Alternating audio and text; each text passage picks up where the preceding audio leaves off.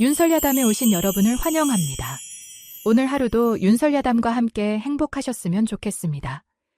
지금 구독과 좋아요 눌러주세요. 그럼 오늘의 야담 시작합니다. 옛날 옛적 한양 북촌의 깊숙한 곳에 자리 잡은 대저택 하나가 있었습니다.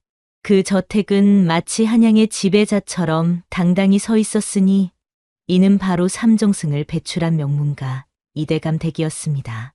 담장 너머로 보이는 기와 지붕은 하늘을 찌를 듯 높았고 대문 위에 걸린 현판은 그 집안의 위세를 한눈에 보여주었지요.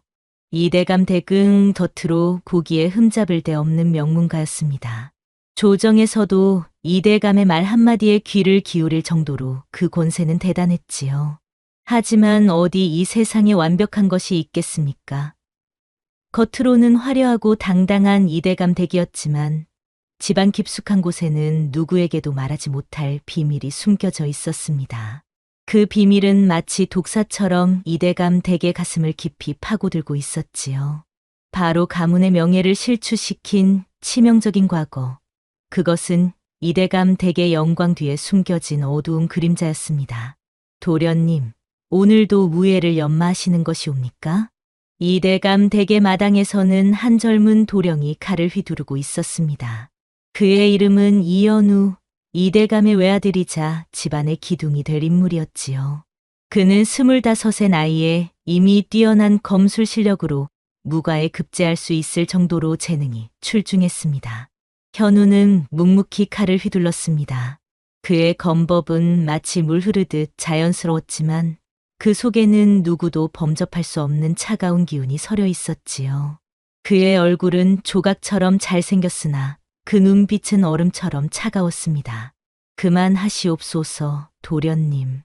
이미 해가 저물었사옵니다. 몸종의 말에도 현우는 대답 없이 칼을 더욱 세차게 휘둘렀습니다. 그의 이마에서는 땀방울이 흘러내렸지만 그는 멈추지 않았습니다. 그의 마음속에는 오직 하나, 가문의 영광을 되찾겠다는 일념만이 가득했으니까요. 현우는 어린 시절부터 이대감 댁의 비밀을 알고 자랐습니다. 그의 조부가 과거 영모 사건에 연루되었으나 다른 가문의 죄를 뒤집어 씌워 살아남았다는 사실.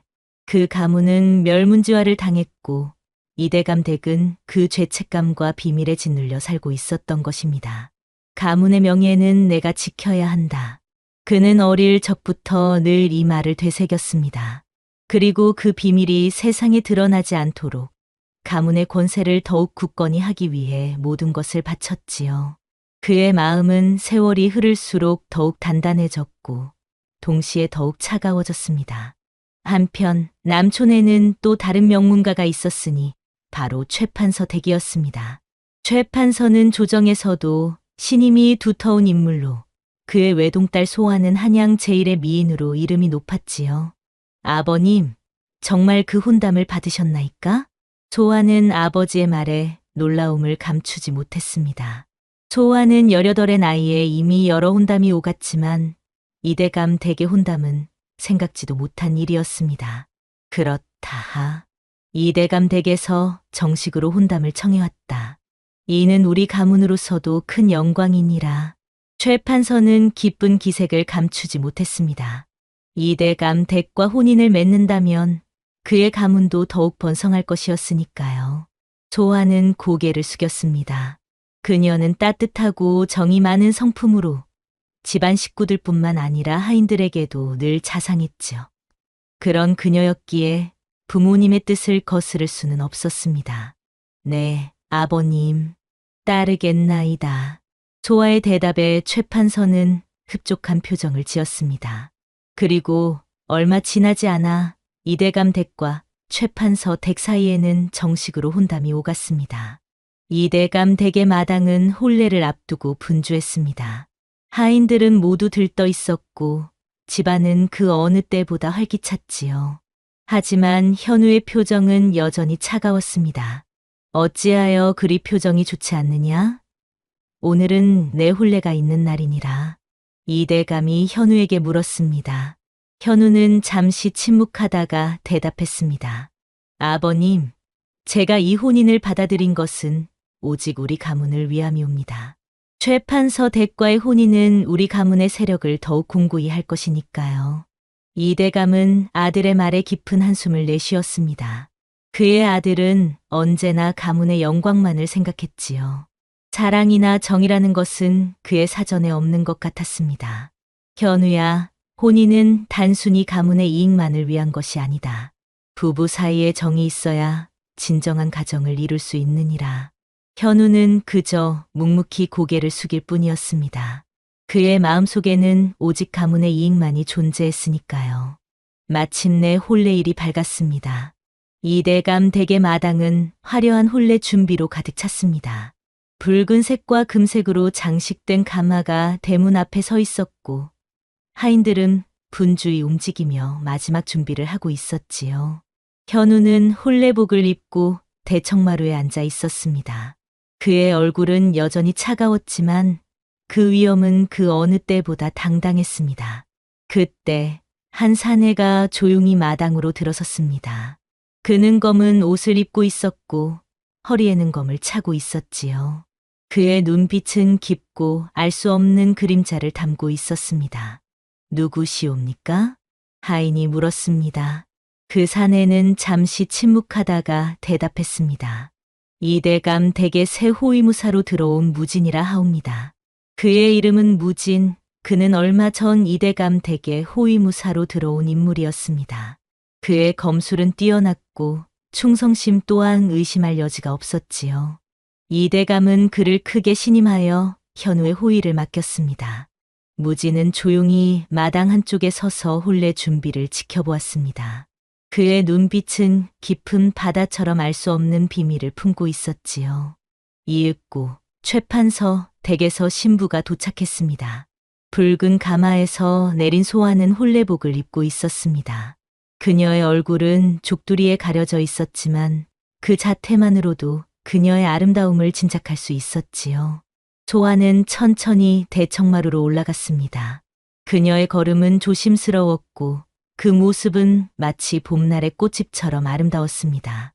현우는 그런 그녀를 바라보며 잠시 마음이 동요했지만 곧 차가운 표정을 되찾았습니다.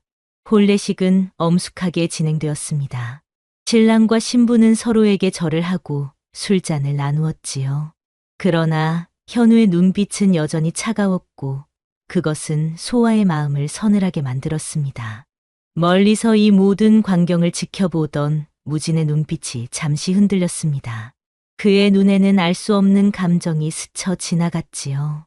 하지만 그는 곧 자신의 감정을 다스리고 다시 평온한 표정을 되찾았습니다. 혼례식이 끝나고 소아는 이대감 댁의 새 며느리로 방으로 안내되었습니다. 그녀는 처음 보는 집안의 긴장한 모습이었지만 그래도 새 가정에서의 삶을 기대하는 마음이 있었지요. 마님, 이곳이 앞으로 마님의 방이 되겠습니다. 몸종이 소아를 방으로 안내했습니다. 소아는 고개를 끄덕이며 방 안으로 들어갔습니다. 방은 깨끗하게 정돈되어 있었고 창문으로는 아름다운 정원이 보였지요. 도련님은 언제 오시겠습니까? 소아가 몸종에게 물었습니다. 몸종은 잠시 망설이다가 대답했습니다. 도련님께서는 아직 서재에 계신다 하옵니다. 곧 오시리라 생각됩니다.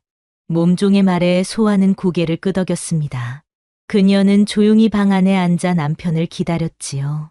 하지만 밤이 깊어도 현우는 오지 않았습니다. 소아는 혼자 방 안에서 밤을 지새우며 새 가정에서의 첫날을 외롭게 보냈지요. 다음 날 아침 소아는 일찍 일어나 시어머니께 문안 인사를 드렸습니다. 이대감의 부인인 대부인은 소아를 반갑게 맞이했지요. 어서 오너라, 며느리. 어젯밤 잘 쉬었느냐? 대부인의 물음에 소아는 고개를 숙였습니다. 네, 어머님. 잘 쉬었사옵니다. 소아는 남편이 오지 않았다는 사실을 말하지 않았습니다. 그녀는 시어머니께 걱정을 끼치고 싶지 않았고 또한 첫날부터 불평을 하는 것이 예의가 아니라고 생각했지요. 대부인은 소아의 마음을 읽은 듯 그녀의 손을 잡고 위로했습니다. 우리 현우가 어릴 적부터 가문의 일에 너무 열중하여 마음이 조금 차갑다. 하지만 시간이 지나면 너를 아끼게 될 것이니 조금만 기다려 주렴. 소아는 시어머니의 말씀에 위안을 얻고 더욱 열심히 새 가정에 적응하기로 마음먹었습니다. 그러나 현우는 혼례 후에도 소아에게 단 한 번도 따뜻한 눈길을 주지 않았습니다. 그는 밤마다 서재에 틀어박혀 고서들을 뒤적이거나 집 뒤뜰에서 칼을 휘두르며 늦은 시간까지 수련에 몰두했지요. 소아는 홀로 외로운 나날을 보내며 현우의 마음을 얻으려 노력했습니다. 그녀는 정성껏 차를 우려 서재로 가져갔고 현우가 좋아하는 음식을 직접 준비하기도 했죠. 하지만 그럴수록 현우는 더욱더 그녀를 밀어냈습니다. 도련님, 차를 가져왔사옵니다. 소아가 조심스럽게 서재 문을 두드렸습니다. 현우는 책에서 눈을 떼지 않은 채 대답했습니다. 필요 없소. 나가시오. 소아는 상처받은 마음을 감추고 고개를 숙였습니다. 네, 도련님. 죄송하옵니다. 그녀는 조용히 서재를 나왔습니다. 그녀의 눈에는 슬픔이 가득했지만 그녀는 그 슬픔을 누구에게도 보이지 않으려 했지요. 이렇게 소아의 나날은 외롭고 쓸쓸하게 흘러갔습니다. 그녀는 이대감 댁의 마님으로서 집안일을 돌보고 시부모님께 효도하며 살았지만 그녀의 마음은 점점 더 메말라갔지요. 그런 소아의 모습을 지켜보던 이가 있었으니 바로 무진이었습니다. 무진은 현우의 명령에 따라 소아를 그림자처럼 호위했습니다. 그는 언제나 그녀의 곁에 있었지만 너무 멀리서 그녀를 지켜보았기에 소아는 그의 존재를 거의 느끼지 못했지요. 무진은 소아가 겪는 외로움과 슬픔을 지켜보며 무언의 연민을 느꼈습니다. 그는 때로는 그녀가 힘겨워하는 것을 눈치채고 아무도 모르게 따뜻한 차를 가져다 주거나 멀리서 그녀를 바라보며 조용히 그녀의 곁을 지켰지요. 하루는 소아가 정원에서 홀로 눈물을 흘리고 있었습니다. 그녀는 더 이상 참을 수 없어 숨죽여 울고 있었지요. 그때 무진이 조용히 그녀에게 다가왔습니다.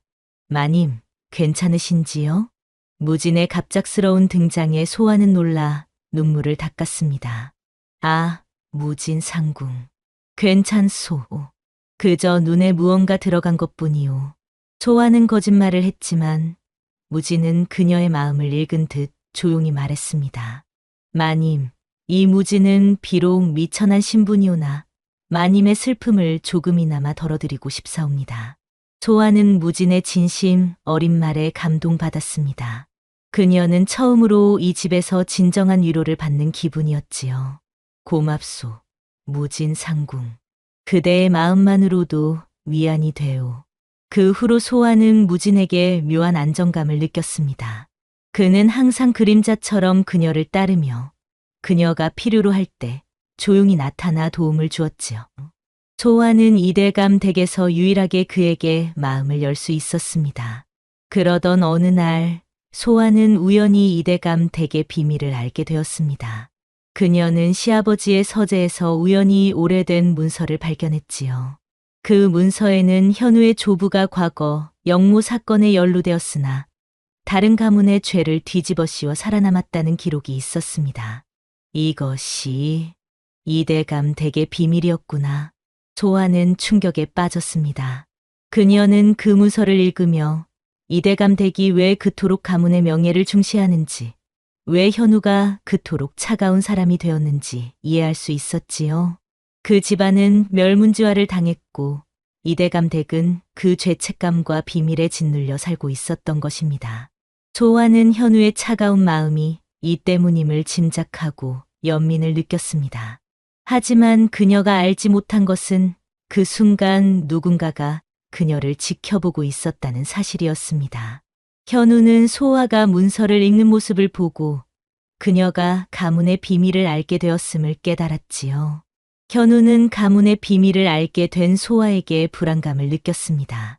가뜩이나 가문의 재산을 노리는 다른 세도가들의 압박까지 겹쳐 극도로 예민해진 현우는 소아를 더 이상 신뢰할 수 없다고 판단했습니다. 소아, 그대는 이제 이 집에서 나가야 하오. 어느 날 밤, 현우는 소아의 방을 찾아와 냉정하게 말했습니다. 소아는 그의 말에 충격을 받았지요. 도련님, 무슨 말씀이신지. 그대가 우리 가문의 비밀을 알았소. 그대는 더 이상 이 집안에 있어서는 안 돼요. 현우의 말에 소아는 눈물을 흘렸습니다. 도련님, 저는 결코 그 비밀을 누구에게도 말하지 않을 것이옵니다. 제발 저를 내치지 마시옵소서. 하지만 현우의 마음은 이미 굳어져 있었습니다. 내일 아침 그대는 이 집을 떠날 것이요. 소박을 놓겠소. 현우의 선언에 소아는 절망했습니다. 소박을 당한다는 것은 아내로서의 지위를 잃는 것을 의미했고 그녀의 명예도 함께 실추될 것이었지요. 도련님.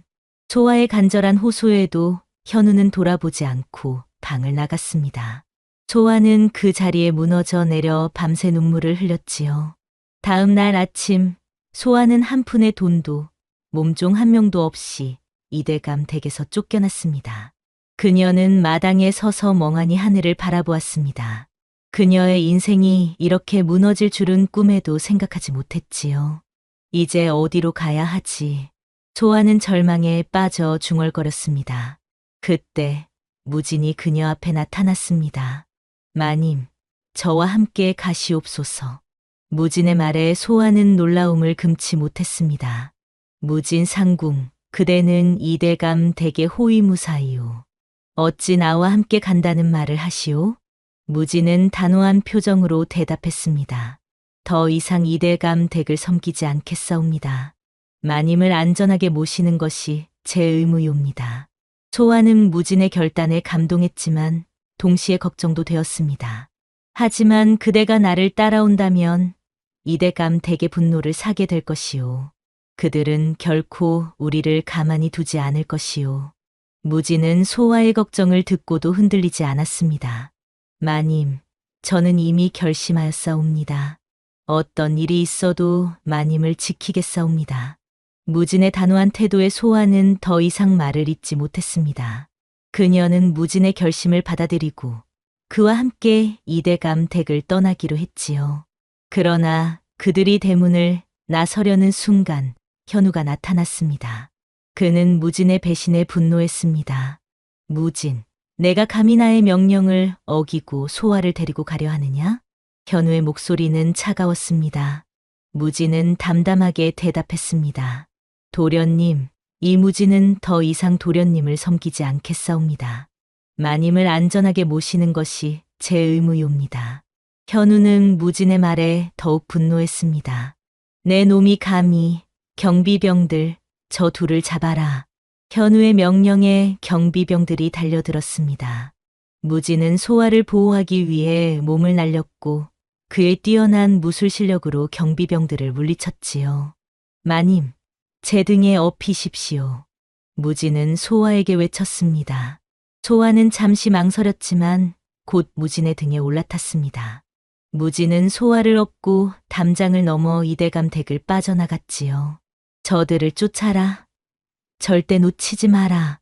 현우의 분노에 찬 목소리가 뒤에서 들려왔지만 무진은 이미 소아를 업고 멀리 달아나고 있었습니다. 그는 한양의 복잡한 거리를 빠져나가 한강을 건너 남쪽으로 향했지요. 소아는 무진의 등에 엎혀 처음으로 자유를 느꼈습니다. 비록 앞날이 불확실했지만 그녀는 무진과 함께라면 어떤 어려움도 이겨낼 수 있을 것 같았지요. 무진 상궁, 그대는 어찌하여 나를 위해 이토록 위험을 감수하시오? 소아가 물었습니다. 무진은 잠시 침묵하다가 대답했습니다.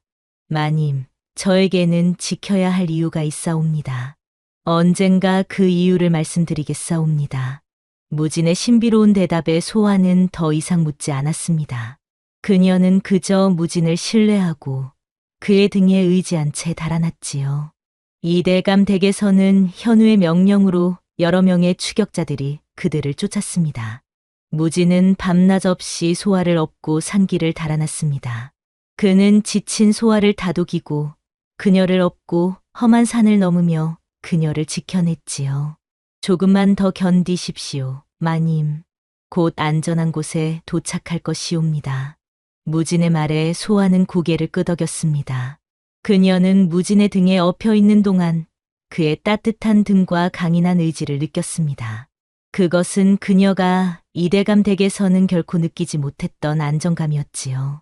그들은 며칠 동안 산길을 달려 마침내 한 작은 마을에 도착했습니다. 그곳은 이대감 댁의 세력이 미치지 않는 곳이었고, 무지는 그곳에서 소화를 위해 작은 집을 구했지요. 이곳에서 잠시 쉬었다가 다시 길을 떠나겠사옵니다. 이대감 댁에서는 결코 우리를 포기하지 않을 것이니 계속 움직여야 합니다. 무진의 말에 소화는 고개를 끄덕였습니다. 그녀는 이제 무진을 완전히 신뢰하고 있었으니까요. 그들이 마을에서 쉬고 있던 어느 날 밤, 무진은 소화에게 자신의 정체를 고백했습니다. 마님, 이제 제가 누구인지 말씀드릴 때가 온 것 같사옵니다. 무진의 진지한 표정에 소화는 긴장했습니다. 무진 상궁, 그대는 누구시옵니까? 무진은 깊은 한숨을 내쉬었습니다.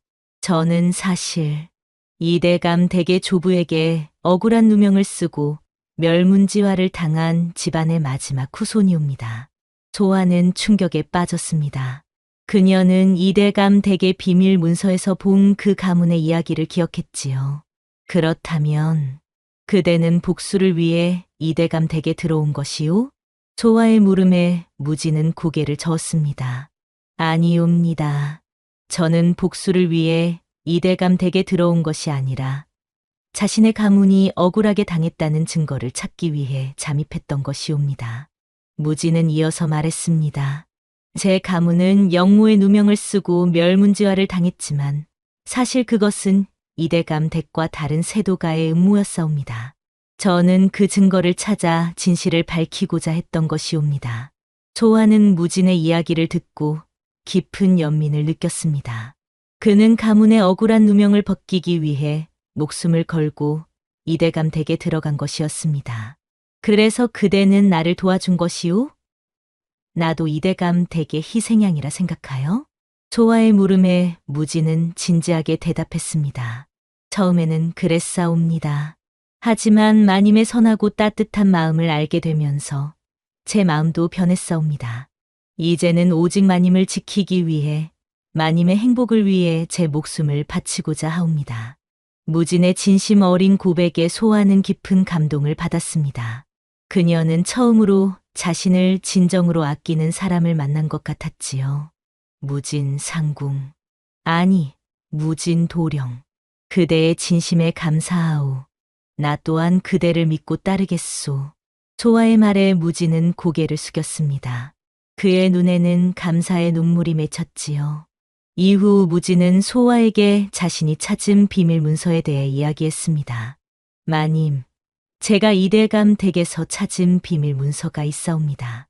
그 문서는 제 가문이 억울하게 죄를 뒤집었었다는 증거이옵니다. 무진은 품속에서 문서를 꺼내 소화에게 보여주었습니다. 그 문서에는 이대감 댁의 조부와 다른 세도가가 공모하여 무진의 가문에 영모의 누명을 씌운 내용이 상세히 기록되어 있었지요. 이 문서에 따르면 이대감 댁의 조부는 다른 세도가의 음모에 노란한 것이었사옵니다. 그들은 이대감 댁을 이용하여 제 가문을 무너뜨리고 그 재산을 차지하고자 했던 것이옵니다. 소화는 문서를 읽으며 충격에 빠졌습니다. 그녀는 이대감 댁의 비밀이 생각보다 더 복잡하다는 것을 깨달았지요. 그렇다면 현우 도련님도 이 사실을 모르는 것이오? 소화의 물음에 무지는 고개를 끄덕였습니다. 그렇사옵니다. 도련님은 조상 대대로 이어진 원한 때문에 사실상 그들의 음모에 노란한 것이었사옵니다. 도련님은 가문의 명예를 지키기 위해 필사적이었지만 사실 그 명예는 이미 거짓으로 얼룩져 있었사옵니다. 소화는 모든 진실을 알게 되자 현우에 대한 연민과 함께 자신을 진심으로 위하는 무진에게 깊은 사랑을 느꼈습니다. 그녀는 처음으로 자신의 마음을 솔직하게 표현했지요. 무진 도령, 나는 그대에게 깊은 감사와 함께 사랑을 느끼오. 소화의 고백에 무진은 놀라움을 감추지 못했습니다. 그는 소화의 눈을 바라보며 물었습니다. 마님, 정말 그러하신지요? 저는 미천한 신분이옵니다. 마님과 저는. 소화는 무진의 말을 가로막았습니다. 이제 나는 더 이상 이대감 댁의 며느리가 아니오. 나는 그저 소아일 뿐이오. 그리고 그대는 나를 위해 모든 것을 걸고 나를 지켜준 사람이오. 나는 그대를 사랑하오. 무진 도령. 소아의 진심 어린 고백에 무진의 눈에도 눈물이 맺혔습니다. 그는 소아의 손을 조심스럽게 잡았지요. 저 또한 마님을, 아니, 소아 낭자를 사랑하옵니다. 처음 뵙던 날부터 지금까지 항상 그러했사옵니다. 두 사람은 서로의 눈을 바라보며 깊은 사랑을 확인했습니다. 그들 사이에 피어난 사랑은 단순한 연정이 아니라 서로의 아픔을 보듬고 지켜주는 끈끈한 정이었지요. 무진 또한 소아에게서 자신의 상처를 치유할 수 있는 따뜻함을 발견했습니다. 그날 밤 두 사람은 서로를 껴안고 이 세상 그 무엇도 두렵지 않다는 듯 깊은 대화를 나누었습니다. 그들의 사랑은 마치 오랜 겨울을 지나 맞이한 봄날의 꽃처럼 아름답게 피어났지요. 소아 낭자, 우리는 모든 것을 바로잡아야 합니다. 저는 제가 찾은 비밀 문서를 증거로 삼아 낭자와 함께 이대감 댁을 몰락시키고 진정한 가해자를 단죄하기 위한 계획을 세우고자 합니다. 무진의 결연한 목소리에 소아는 고개를 끄덕였습니다. 나도 함께 하겠소. 무진 도령. 우리 함께 진실을 밝히고 새로운 삶을 시작합시다. 두 사람은 손을 맞잡고 앞으로의 계획을 세웠습니다.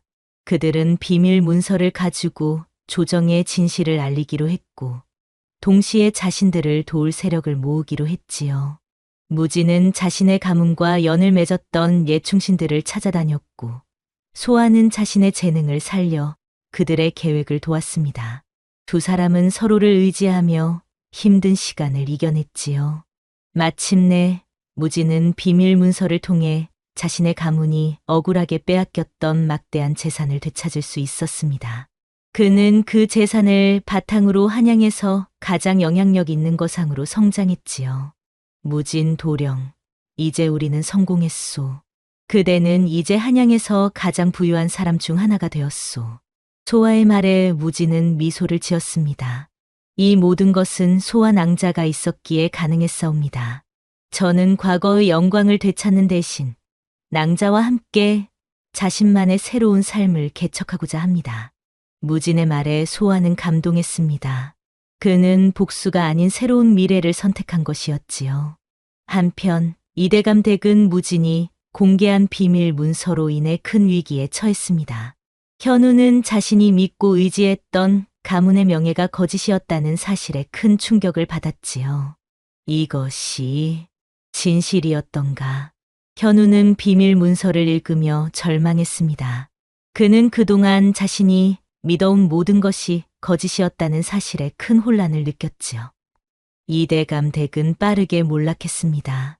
명문가는 간대었고 그들의 집과 재산은 모두 경매에 넘어갔습니다. 현우는 자신이 믿고 의지했던 명예와 권력이 한순간에 무너지는 것을 지켜보며 절망했죠. 모든 것이 무너졌다. 현우는 빈집에 홀로 남아 중얼거렸습니다. 그는 이제 아무것도 남지 않은 상태였고 그가 그토록 중요시했던 가문의 명예는 이미 사라진 후였지요. 그러던 어느 날 무진은 현우의 가문이 소유했던 집을 사들였습니다. 그는 그곳에 들어가 소아와 함께 과거의 아픈 기억을 떨쳐내고 새로운 미래를 설계하고자 했지요.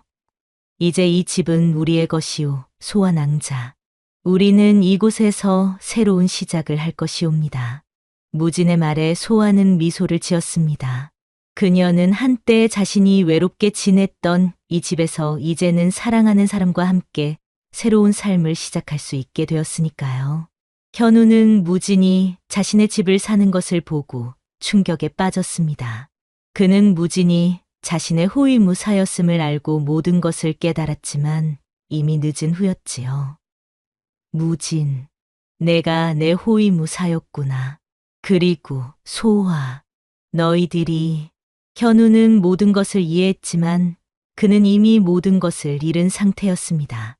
그는 자신의 어리석음과 교만함으로 인해 진정한 사랑과 충성을 알아보지 못했던 것을 후회했지요. 무진은 한양의 부유한 거상이 된 후 소아에게 정식으로 청혼했습니다. 그는 자신의 모든 것을 걸고 지켜낸 그녀에게 최고의 삶을 약속했지요.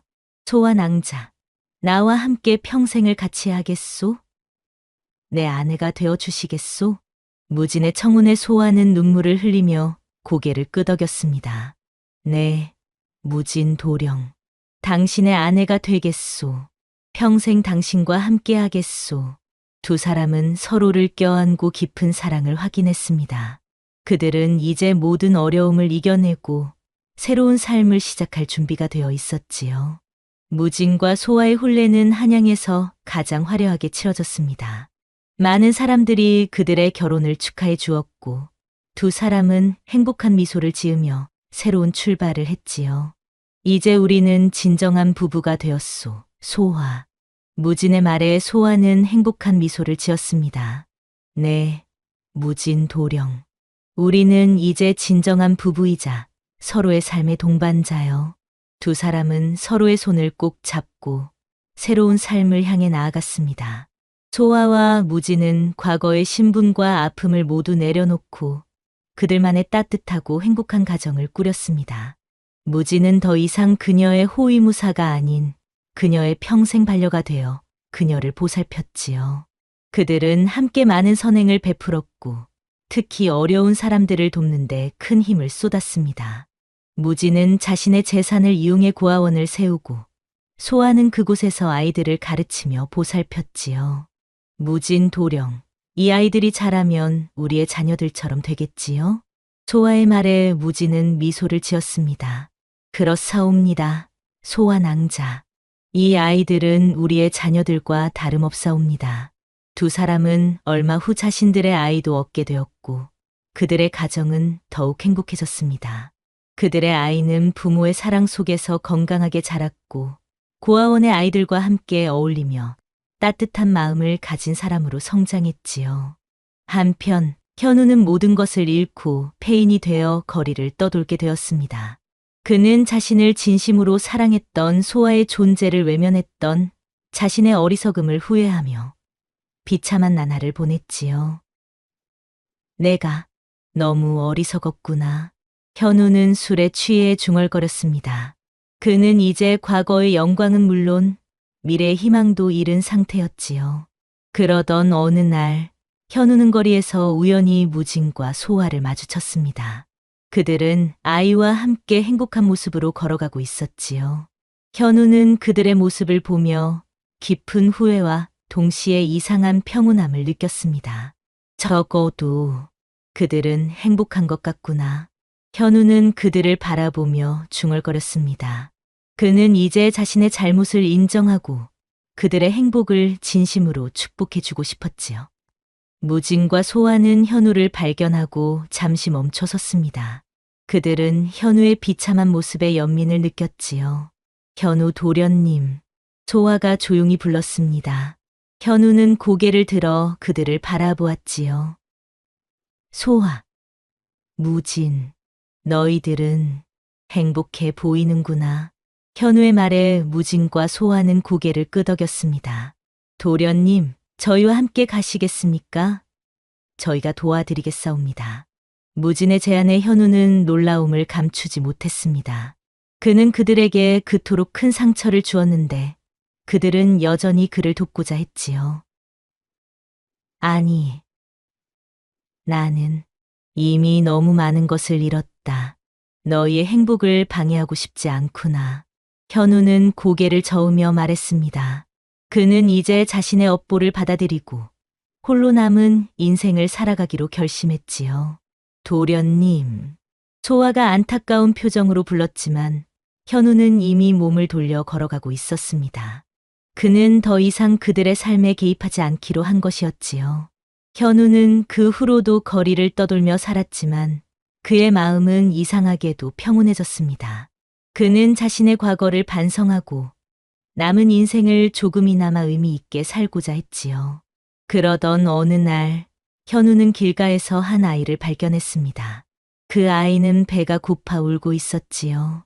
현우는 자신이 가진 얼마 안 되는 음식을 그 아이에게 나누어 주었습니다. 고맙습니다, 아저씨. 아이의 감사 인사에 현우는 오랜만에 미소를 지었습니다.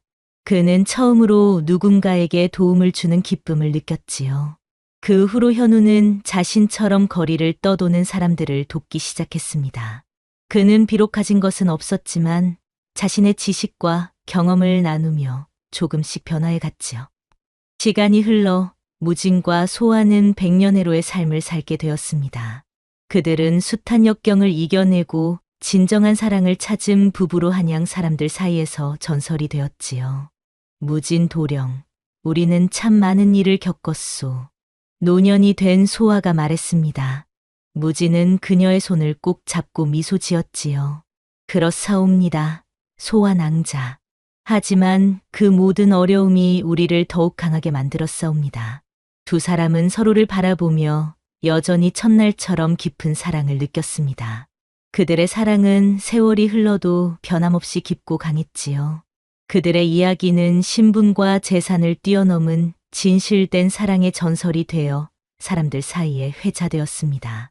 나약한 마님이었던 소아는 자신을 지켜줄 진정한 인연을 만나 강인한 여인으로 변모하였고, 무명의 호위무사였던 무지는 자신의 모든 것을 걸고 사랑하는 여인을 지켜내 마침내 자신의 가문을 바로 세우고 진정한 삶의 주인이 되었지요. 현우 또한 자신의 방식으로 삶의 의미를 찾아갔습니다. 그는 더 이상 권력이나 명예를 추구하지 않고 오직 자신이 도울 수 있는 사람들을 돕는데 남은 생을 바쳤지요. 그의 삶은 비록 화려하지는 않았지만 그 어느 때보다 진실되고 의미 있었습니다. 이처럼 때로는 가진 것을 모두 잃어야만 진정으로 중요한 것을 찾을 수 있는 법입니다. 무지는 자신의 가문과 재산을 잃었지만 소아라는 진정한 사랑을 얻었고, 소아는 이대감 댁의 며느리라는 지위를 잃었지만 진정한 행복을 찾았지요. 심지어 현우조차도 모든 것을 잃은 후에야 진정한 삶의 의미를 깨달았습니다. 삶은 때로 우리에게 큰 시련을 줍니다. 하지만 그 시련을 이겨내고 나면 우리는 더 강하고 현명해진 자신을 발견하게 되지요. 무진이 소아를 얻고 이대감 댁을 탈출했던 그날처럼 때로는 과감한 결단이 우리의 운명을 바꾸기도 합니다. 여러분들도 삶의 역경 속에서 꺾이지 않는 마음을 품고 나아가시기를 바랍니다. 진정한 행복은 외적인 것이 아닌 마음속에서 찾을 수 있으니까요.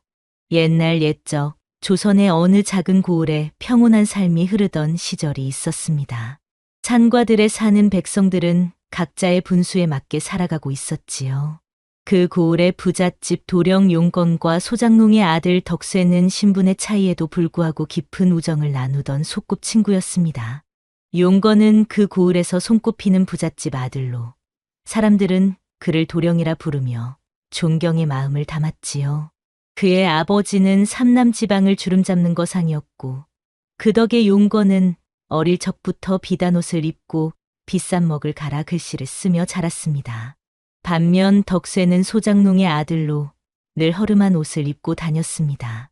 그의 손은 어릴 때부터 논일을 도우며 거칠어졌고 얼굴은 햇볕에 그을려 검붉게 변해 있었지요. 그럼에도 덕쇠는 언제나 해맑은 웃음을 짓고 다녔습니다. 그 웃음은 마치 구름 한 점 없는 맑은 하늘처럼 순수했지요. 두 사람이 처음 만난 것은 8살 무렵이었습니다. 그날 용건은 아버지를 따라 들판에 나갔다가 덕쇠를 만났습니다. 덕쇠는 무거운 짐을 지고 가다 그만 발을 헛디뎌 넘어졌고 그 모습을 본 용건이 달려가 손을 내밀었지요. 괜찮으냐? 다친 데는 없느냐?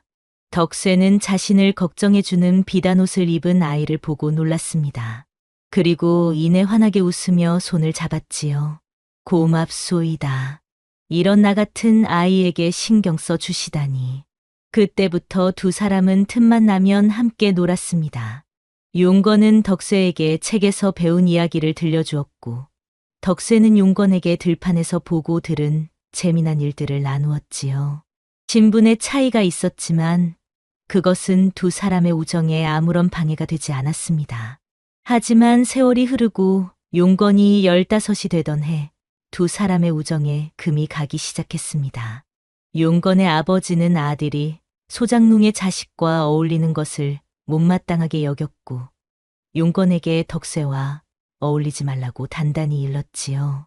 용건은 마지못해 아버지의 말씀을 따랐습니다.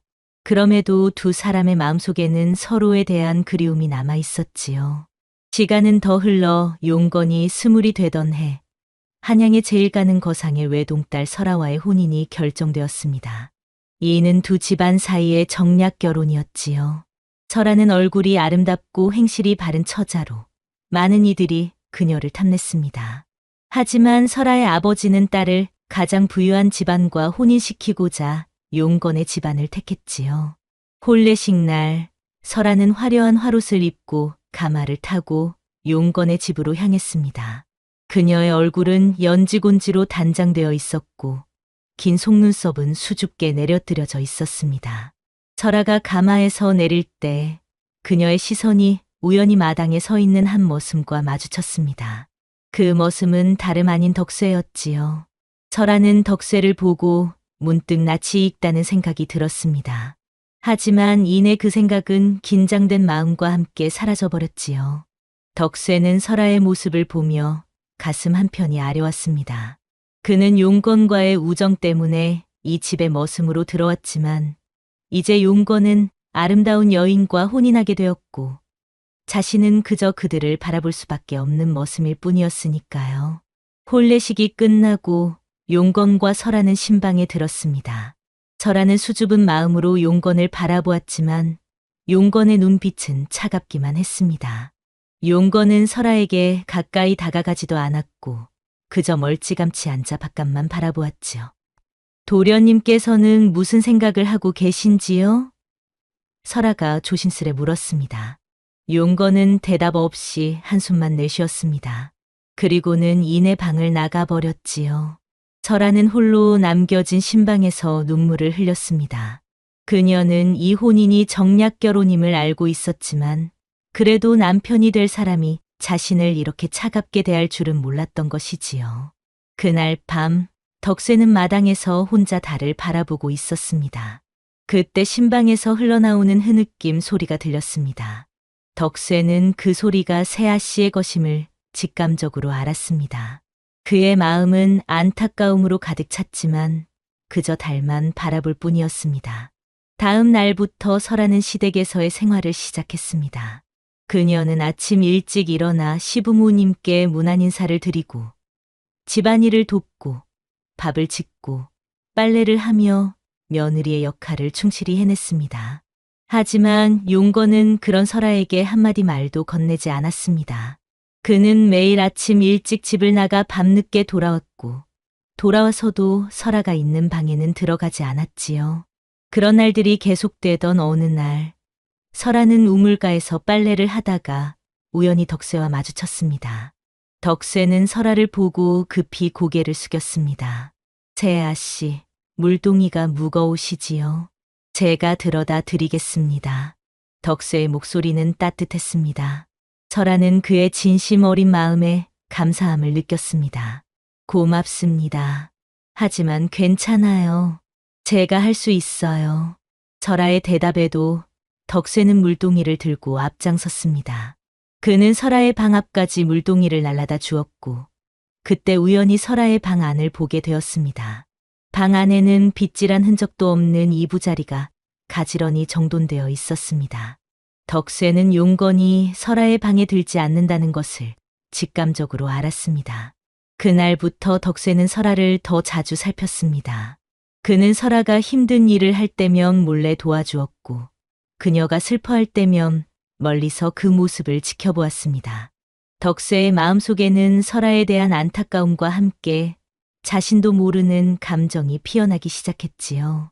한편 용건은 설아와의 혼인 후에도 자신이 오래전부터 연모하던 기생 채용을 잊지 못했습니다. 채용은 그 고을 제일의 기생으로 아름다운 용모와 뛰어난 재주로 많은 남자들의 마음을 사로잡았습니다. 용건은 어릴 적부터 채용을 동경해왔고 그녀와 혼인하고 싶었지만 집안의 반대로 뜻을 이루지 못했지요. 용건은 설아와 혼인한 후에도 몰래 채용을 만나러 다녔습니다. 그는 설아에게는 차갑게 대하면서도 채용에게는 온갖 귀한 선물을 안겨주었습니다. 비단, 화장품, 장신구 등 값비싼 물건들을 채용의 방에 쌓아두었지요. 용건의 마음은 온통 채용에게만 가 있었던 것입니다. 어느 날 용건이 집에 돌아오지 않은 지 사흘째 되던 날이었습니다. 설아는 남편이 걱정되어 밤새 뜬 눈으로 지새웠습니다. 그때 마당에서 발소리가 들렸고 설아는 급히 문을 열었습니다. 하지만 그곳에는 용건이 아닌 덕쇠가 서 있었지요. 재아 씨, 도련님께서 기생채용의 집에 계신다는 소식을 전해드리러 왔습니다. 도련님께서 며칠간 그곳에 머무르실 것 같습니다. 덕쇠의 목소리에는 미안함이 가득했습니다. 설아는 그 말을 듣고 가슴이 찢어지는 듯한 아픔을 느꼈습니다. 그녀의 눈에서는 뜨거운 눈물이 흘러내렸지요. 고맙습니다. 알려주셔서. 설아는 더 이상 말을 잇지 못했습니다. 그녀는 방문을 닫고 쓰러지듯 방바닥에 주저앉았습니다. 덕쇠는 그런 설아의 모습을 보며 가슴이 아팠습니다. 그는 문 밖에서 한참을 서성이다가 떠났지요. 이튿날 덕쇠는 아침 일찍 일어나 설아의 방 앞에 따뜻한 죽 한 그릇을 놓았습니다. 그는 설아가 어제부터 아무것도 먹지 않았다는 것을 알고 있었기 때문이지요. 설아는 문을 열고 그 죽을 발견했습니다. 그녀는 자신을 위해 죽을 가져다 준 사람이 누구인지 알지 못했지만 그 따뜻한 마음씨의 위로를 받았습니다. 그날 오후, 용건은 화려하게 차려입은 여인을 데리고 집에 돌아왔습니다. 그 여인은 바로 기생 채용이었습니다. 채용은 화려한 비단 치마 저고리를 입고 머리에는 값비싼 비녀를 꽂고 있었습니다. 그녀의 얼굴은 분을 두껍게 바른 채 교만한 미소를 띠고 있었지요. 이곳이 도련님의 집이구려. 참으로 크고 화려하군요. 채용의 목소리는 달콤했지만 그 속에는 교활함이 숨어 있었습니다. 용건은 채용의 손을 잡고 마당을 가로질러 갔습니다. 그때 마침 설아가 빨래를 들고 마당으로 나왔고 세 사람은 마주치게 되었지요. 설아는 용건과 채용을 보고 당황했지만 예의 바르게 인사를 올렸습니다. 도련님, 돌아오셨군요. 손님을 모시고 오셨나 봅니다. 용건은 설아를 쳐다보지도 않고 채용의 손만 꼭 잡은 채 대답했습니다. 이쪽은 내 마음의 절친인 채용이다. 앞으로 이 집에서 자주 보게 될 것이니 그녀에게 예의를 갖추도록 해라. 설아는 남편의 차가운 말에 가슴이 아팠지만 표정을 감추고 채용에게 인사했습니다. 만나 뵙게 되어 반갑습니다. 저는 용건 도련님의 아내 설아라고 합니다. 채용은 코웃음을 치며 설아를 위아래로 훑어보았습니다. 아, 당신이 그 정략 결혼으로 들어온 새색시로군요. 도련님께서 말씀하시던 분이시네요. 하긴 도련님 같은 분이 당신 같은 여자를 진심으로 사랑할 리가 없지요. 채용의 말은 칼날 같았습니다. 설아는 그 자리에서 얼어붙은 듯 서 있었고 용건은 그런 상황을 즐기는 듯했습니다. 그는 채용의 어깨를 감싸며 웃었지요. 자, 채용아, 내 방으로 가자. 피곤할 테니 쉬어야지. 두 사람은 설아를 남겨둔 채 용건의 방으로 향했습니다. 설아는 그들이 사라진 후에야 쓰러지듯 주저앉았습니다. 그녀의 눈에서는 눈물이 흘러내렸고 가슴은 찢어질 듯 아팠습니다. 그때 멀리서 지켜보고 있던 덕쇠가 설아에게 다가왔습니다. 그는 아무 말도 하지 않고 설아 옆에 앉았습니다. 그리고 조용히 자신의 겉옷을 벗어 설아의 어깨에 둘렀지요. 재아 씨, 많이 춥습니다. 몸을 따뜻하게 하셔야 합니다. 덕쇠의 말에 설아는 고개를 들었습니다. 그녀의 눈에는 눈물이 가득했지만 덕쇠의 따뜻한 마음씨에 조금씩 안정을 찾아갔습니다. 고맙습니다. 하지만 이러시면 도련님께서 화를 내실지도 모릅니다. 괜찮습니다. 도련님께서는 지금 다른 생각으로 가득 차 계십니다. 재아 씨의 건강이 더 중요합니다. 덕쇠의 말에 설아는 작게 미소 지었습니다. 그리고 덕쇠의 겉옷을 몸에 꼭 둘렀지요.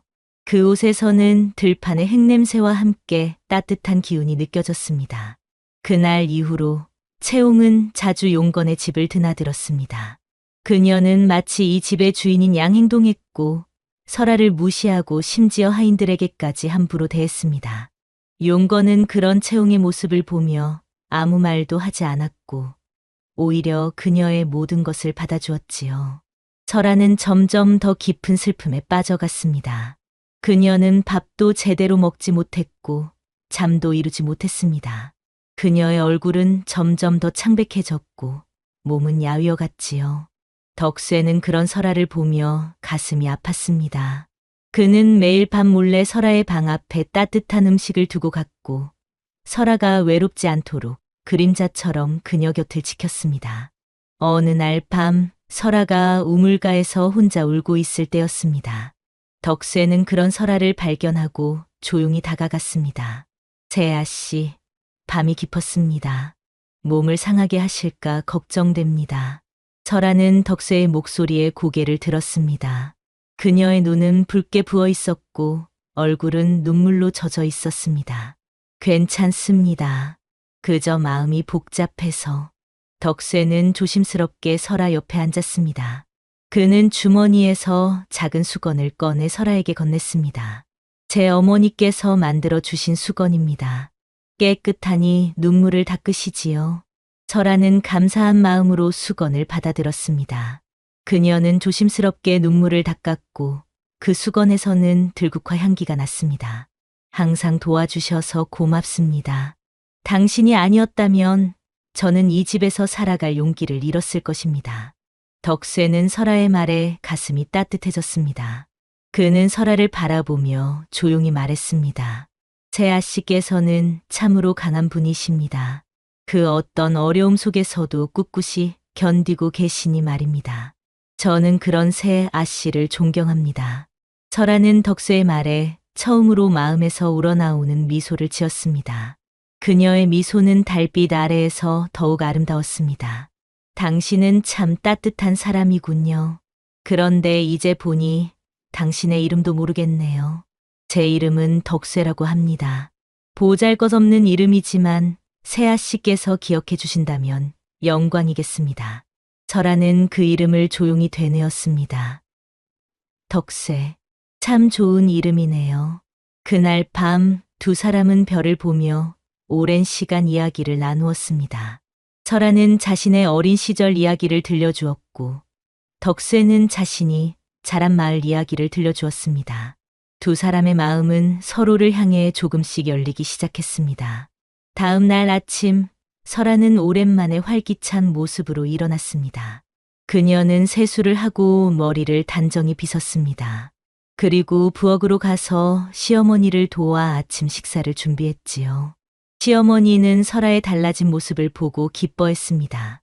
우리 며느리가 오늘따라 더 고와 보이는구나. 무슨 좋은 일이라도 있니? 설아는 살짝 미소 지으며 대답했습니다.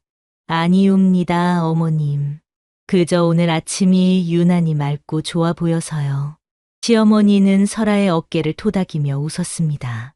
그래, 날씨가 좋으니 기분도 좋아지는 법이지. 설아는 아침 식사를 준비하면서 창밖을 내다보았습니다. 마당에서는 덕쇠가 열심히 일하고 있었습니다. 그는 마당을 쓸고 우물에서 물을 길어오고 장작을 패고 있었지요. 설아는 그런 덕쇠의 모습을 보며 작게 미소 지었습니다. 그때 용건과 채용이 방에서 나왔습니다. 두 사람은 늦게 일어났는지 아직 잠옷 차림이었고 머리도 헝클어져 있었습니다. 채용은 하품을 하며 용건의 팔을 붙잡고 있었지요. 여보, 오늘은 어디로 놀러 가요? 어제 약속하신 비단 가게에 가보고 싶어요. 채용의 목소리는 교태로웠습니다. 용건은 그런 채용을 바라보며 미소 지었습니다. 그래, 오늘은 당신이 원하는 곳 어디든 데려다 줄게. 두 사람의 대화를 들은 설아는 가슴이 아팠지만 표정을 감추고 고개를 숙였습니다. 그때 덕쇠가 물동이를 들고 부엌으로 들어왔습니다. 그는 설아를 보고 짧게 목례를 했고 설아도 같은 방식으로 인사를 돌려주었습니다. 두 사람의 눈빛에는 서로를 향한 따뜻한 마음이 담겨 있었지요. 채용은 그런 두 사람의 모습을 눈여겨보았습니다. 그녀의 눈에는 의심의 빛이 어렸고 입가에는 음흉한 미소가 번졌습니다. 그날 오후 용건은 채용을 데리고 나갔습니다. 그들은 비단 가게에서 값비싼 비단을 사고 장신구 가게에서 금비녀를 사고 맛있는 음식점에서 진수성찬을 먹었습니다. 용건은 채용을 위해 아낌없이 돈을 썼고 그녀의 모든 요구를 들어주었지요. 한편 설아는 집에서 시어머니를 도와 집안일을 하고 있었습니다. 그녀는 빨래를 하고 바느질을 하고 음식을 준비했습니다. 덕쇠도 자신의 일을 하면서 틈틈이 설아를 도왔습니다. 그는 무거운 물건을 대신 들어주고 힘든 일은 자신이 도맡아 했지요. 해가 지고 어둠이 내렸을 때 용건과 채용은 아직 돌아오지 않았습니다. 설아는 혼자 저녁 식사를 하고 시부모님께 문안 인사를 드린 뒤 자신의 방으로 돌아왔습니다. 그녀는 방 안에서 바느질을 하며 시간을 보냈습니다. 그때 문 밖에서 발소리가 들렸습니다. 설아는 용건이 돌아온 줄 알고 급히 문을 열었습니다. 하지만 그곳에는 덕쇠가 서 있었지요. 그는 손에 작은 보따리를 들고 있었습니다. 재아 씨, 저녁을 드셨는지 궁금하여 찾아뵈었습니다. 마침 시장에 다녀오면서 떡을 조금 사왔는데 드시겠습니까? 설아는 덕쇠의 따뜻한 마음씨에 감동했습니다. 그녀는 문을 활짝 열고 덕쇠를 안으로 맞이했습니다. 들어오세요. 함께 떡을 나눠 먹어요. 덕쇠는 처음에는 망설였지만 설아의 따뜻한 미소에 마음이 녹아 방 안으로 들어갔습니다. 그는 보따리를 풀어 찹쌀떡을 꺼냈습니다. 그 떡에서는 고소한 향기가 풍겼지요. 이 떡은 마을에서 가장 맛있다고 소문난 떡집에서 산 것입니다. 재아 씨께서 드시면 기운이 날 것입니다. 설아는 감사한 마음으로 떡을 받아들었습니다. 그녀는 떡을 한 입 베어 물고 눈을 반짝였습니다. 정말 맛있네요. 오랜만에 이렇게 맛있는 떡을 먹어보네요. 덕쇠는 설아의 기뻐하는 모습을 보며 따뜻한 미소를 지었습니다. 두 사람은 떡을 나눠 먹으며 이야기를 나누었습니다. 설아는 자신의 고향 이야기를 들려주었고 덕쇠는 자신이 보았던 아름다운 풍경들을 이야기해 주었지요. 시간이 흘러 떡을 다 먹었을 때 덕쇠는 일어났습니다. 재아 씨, 이제 가봐야겠습니다. 너무 늦게까지 계시면 다른 분들이 이상하게 생각하실 수 있습니다. 설아는 아쉬운 마음으로 고개를 끄덕였습니다. 네, 그렇겠네요. 오늘 좋은 시간을 보내게 해주셔서 고맙습니다. 덕쇠는 문을 열고 나가려다가 문득 생각이 난 듯 돌아보았습니다. 재아 씨, 내일은 마을에 장이 서는 날입니다. 혹시 필요한 것이 있으시면 말씀해 주십시오. 제가 대신 사다 드리겠습니다. 설아는 덕쇠의 배려에 감사함을 느꼈습니다. 괜찮습니다. 필요한 것은 없어요. 그저 오늘처럼 가끔 이야기를 나눌 수 있다면 그것으로 충분합니다. 덕쇠는 설아의 말에 가슴이 따뜻해졌습니다. 그는 깊이 허리를 숙여 인사하고 떠났습니다. 설아는 그가 사라질 때까지 문 앞에 서서 바라보았지요. 그날 밤 설아는 오랜만에 편안한 잠을 이룰 수 있었습니다. 그녀의 꿈속에는 덕쇠의 따뜻한 미소가 있었고 그 미소는 그녀에게 위로가 되었습니다. 이튿날 아침 설아는 일찍 일어나 아침 식사를 준비했습니다. 그녀는 특별히 정성을 들여 밥을 짓고 국을 끓이고 반찬을 만들었습니다. 그리고 그중 가장 맛있어 보이는 음식들을 작은 그릇에 담아 마당으로 나갔습니다. 그녀는 덕쇠를 찾아 그에게 음식을 건네려 했지요. 하지만 마당에는 덕쇠의 모습이 보이지 않았습니다. 설아는 사람들에게 물어보았지만 아무도 그를 보지 못했다고 했습니다. 설아는 불안한 마음으로 덕쇠를 찾아 나섰습니다. 그때 대문 밖에서 말발굽 소리가 들렸습니다. 설아는 급히 대문으로 향했고 그곳에서 말을 타고 돌아오는 용건과 채용을 보았습니다. 두 사람은 어디선가 밤을 보낸 듯 지쳐 보였지만 얼굴에는 만족감이 가득했습니다. 용건은 설아를 보고 무표정한 얼굴로 물었습니다. 무슨 일이냐? 왜 그렇게 급히 뛰어나오는 것이냐? 설아는 고개를 숙이고 대답했습니다. 아니옵니다. 그저 말소리가 들려 누가 오시나 보려고 했습니다. 채용은 코웃음을 치며 설아를 비웃었습니다. 혹시 당신의 정인이라도 찾고 있는 건 아니겠지요? 그 멋은 말이에요. 설아는 깜짝 놀라 고개를 들었습니다. 무슨 말씀이신지. 채용은 음흉한 미소를 지으며 말을 이었습니다. 어젯밤 당신과 그 머슴이 방에서 함께 있는 것을 보았어요. 참으로 추한 광경이었지요. 설아의 얼굴이 창백해졌습니다. 그녀는 급히 용건을 바라보았습니다. 도련님, 그것은 오해입니다. 덕쇠는 그저 떡을 가져다 주었을 뿐이고, 용건은 설아의 말을 자르며 차갑게 말했습니다. 더 이상 변명하지 마라. 내가 무슨 짓을 했는지는 중요하지 않다. 어차피 나는 내게 관심이 없으니까. 그 말을 들은 설아의 눈에서는 눈물이 흘러내렸습니다. 그녀는 더 이상 말을 잇지 못하고 그 자리에 주저앉았습니다. 채용은 그런 설아를 비웃으며 용건의 팔을 잡아 끌었습니다. 여보, 이제 방으로 들어가요. 피곤하니 쉬어야 해요. 용건은 채용을 따라 방으로 향했습니다. 그들이 사라진 후 설아는 홀로 마당에 남겨졌습니다. 그녀의 눈에서는 계속해서 눈물이 흘러내렸고 가슴은 찢어질 듯 아팠습니다. 그때 마당 구석에서 덕쇠가 나타났습니다. 그는 바닥에 쓰러진 설아를 보고 급히 달려왔습니다. 세아 씨, 괜찮으십니까? 무슨 일이 있으셨습니까? 설아는 덕쇠를 보고 더욱 슬픔에 잠겼습니다. 그녀는 덕쇠의 팔을 잡고 흐느꼈습니다. 덕쇠, 채용이 우리를 보았대요. 어제 밤에. 그리고 그 일을 도련님께 말했어요. 덕쇠의 얼굴이 굳어졌습니다. 그는 설아를 조심스럽게 일으켜 세웠습니다. 걱정 마십시오, 세아 씨. 제가 도련님께 가서 모든 것을 설명하겠습니다. 우리는 아무 잘못도 하지 않았으니까요. 하지만 설아는 덕쇠의 팔을 잡고 말렸습니다. 안 돼요, 덕쇠. 도련님은 이미 마음을 정하셨어요. 그분은 내 말을 듣지 않을 거예요. 덕쇠는 설아의 말에 가슴이 아팠습니다.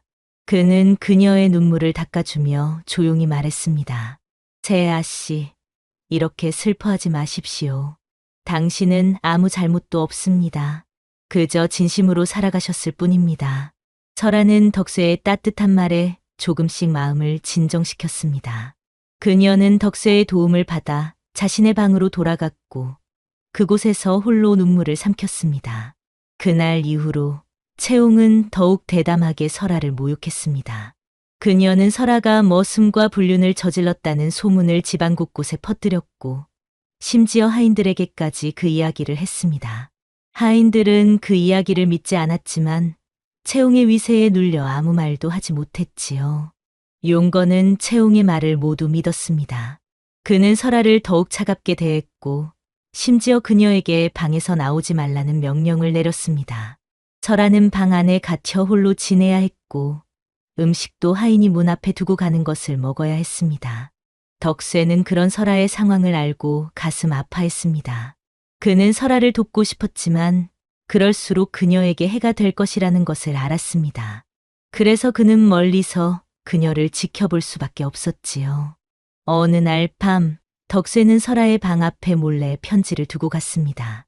그 편지에는 이렇게 적혀 있었습니다.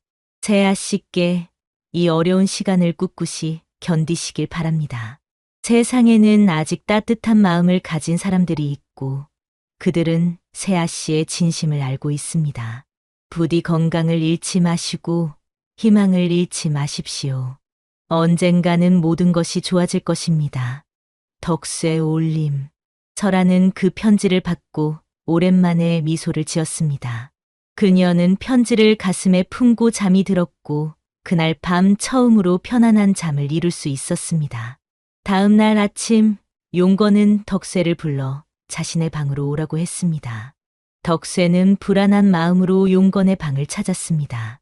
그곳에는 용건과 채용이 함께 앉아 있었지요.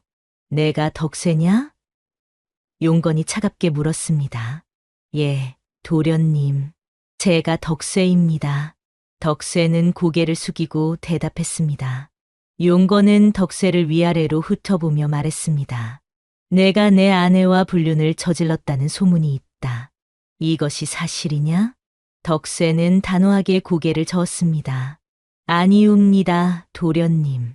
그것은 결코 사실이 아닙니다.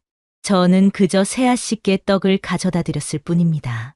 채용이 코웃음을 치며 끼어들었습니다. 떡이라. 참으로 기가 막힌 변명이군요. 당신들이 방 안에서 무슨 짓을 했는지 모두가 알고 있어요. 덕쇠는 채용을 바라보았습니다.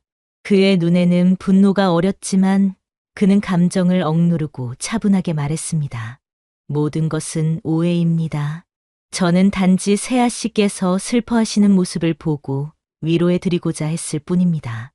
용건은 덕쇠의 말을 들은 채 만체하고 차갑게 명령했습니다. 내일부터 너는 먼 고을로 가서 일을 하게 될 것이다. 그곳에서 다시는 이 집에 돌아오지 말도록 해라. 덕쇠는 그 말을 듣고 가슴이 찢어지는 듯 했습니다. 그는 설아와 헤어져야 한다는 생각에 괴로웠지만 표정을 감추고 고개를 숙였습니다. 도련님의 명령대로 하겠습니다. 덕쇠가 방을 나가자 채용은 용건의 귀에 속삭였습니다. 여보, 그 머슴을 멀리 보내는 것만으로는 부족해요. 당신의 아내도 내쫓아야 해요. 그녀는 이미 당신의 명예를 더럽혔어요. 용건은 채용의 말에 고개를 끄덕였습니다. 내 말이 맞아. 내일 아침 나는 그녀에게 소박을 놓겠어. 소박은 남편이 아내를 내쫓는 행위로 그 여인은 집에서 쫓겨날 뿐만 아니라 사회적으로도 큰 수치를 당하게 됩니다. 용건은 이제 설아에게 그런 끔찍한 일을 하려 하고 있었습니다. 한편 덕쇠는 방으로 돌아와 급히 짐을 꾸렸습니다. 그는 내일이면 이 집을 떠나야 한다는 것을 알았고 그 전에 설아에게 이별 인사를 하고 싶었습니다. 하지만 설아의 방은 단단히 잠겨 있었고 그녀에게 접근하는 것은 불가능했습니다. 덕쇠는 고민 끝에 작은 쪽지를 썼습니다. 그는 그 쪽지를 설아의 방 창문 틈으로 밀어 넣었습니다. 쪽지에는 이렇게 적혀 있었습니다. 세아 씨께 저는 내일 이 집을 떠나게 되었습니다. 도련님의 명령이십니다. 하지만 제 마음은 언제나 세아 씨와 함께할 것입니다. 부디 건강하시고 행복하시길 바랍니다. 언젠가 다시 만날 수 있기를 소망합니다. 덕쇠 올림. 설아는 그 쪽지를 받고 눈물을 흘렸습니다. 그녀는 덕쇠가 떠난다는 사실에 가슴이 아팠지만 어쩔 수 없는 일이었습니다. 그녀는 쪽지를 가슴에 품고 밤새 잠을 이루지 못했습니다. 이튿날 아침 용건은 설아의 방을 찾아갔습니다. 그는 문을 열고 들어가 차갑게 말했습니다. 나는 오늘 너에게 소박을 놓는다. 지금 당장 이 집에서 나가라. 설아는 그 말을 듣고 충격에 빠졌습니다. 그녀는 용건을 바라보며 애원했습니다. 도련님, 제발 그러지 마십시오. 저는 아무 잘못도 하지 않았습니다. 저를 내쫓으시면 저는 갈 곳이 없습니다. 하지만 용건은 설아의 애원을 무시하고 냉정하게 말했습니다. 나는 이미 결정했다. 내가 이 집에 머무를 수 없다. 지금 당장 나가지 않으면 하인들에게 명령해 너를 끌어내리겠다. 설아는 더 이상 말을 할 수 없었습니다. 그녀는 눈물을 삼키며 조용히 일어났습니다. 그리고 자신의 소지품 몇 가지만 보따리에 싸서 집을 나섰습니다. 마당에는 하인들이 모여 있었고 그들은 모두 설아를 안타깝게 바라보았습니다. 하지만 아무도 그녀를 도울 수 없었습니다. 설아는 고개를 숙인 채 대문을 향해 걸어갔습니다. 그때 대문 밖에서 덕쇠가 그녀를 기다리고 있었습니다. 그는 설아를 보고 놀랐습니다. 세아 씨, 무슨 일이 있으셨습니까? 설아는 덕쇠를 보고 눈물을 참을 수 없었습니다. 그녀는 흐느끼며 말했습니다. 도련님께서 저에게 소박을 놓으셨어요. 이제 저는 이 집에서 쫓겨났습니다. 덕쇠는 그 말을 듣고 분노와 슬픔이 뒤섞인 감정을 느꼈습니다. 그는 설아에게 다가가 그녀의 보따리를 받아들었습니다. 함께 가시지요, 세아 씨. 저도 이제 이 집을 떠나게 되었습니다. 우리 함께 새로운 시작을 해보는 것은 어떨까요? 설아는 덕수의 제안에 놀랐지만 이내 안도감을 느꼈습니다. 그녀는 고개를 끄덕였습니다. 네, 함께 가요. 이제 우리에게는 서로밖에 없으니까요. 두 사람은 함께 길을 떠났습니다. 그들에게는 돈도, 집도, 의지할 곳도 없었지만 서로의 마음만은 따뜻했습니다. 그들은 손을 맞잡고 앞으로 나아갔습니다. 그들이 떠난 지 얼마 되지 않아 비가 내리기 시작했습니다. 처음에는 부슬부슬 내리던 비가 점점 거세졌고 이내 폭우가 쏟아졌습니다. 설아는 비에 젖어 떨고 있었고 덕수에는 그런 그녀를 안타깝게 바라보았습니다. 재아 씨, 이대로는 건강을 해치실 것입니다. 저를 따라오세요. 제가 비를 피할 곳을 알고 있습니다.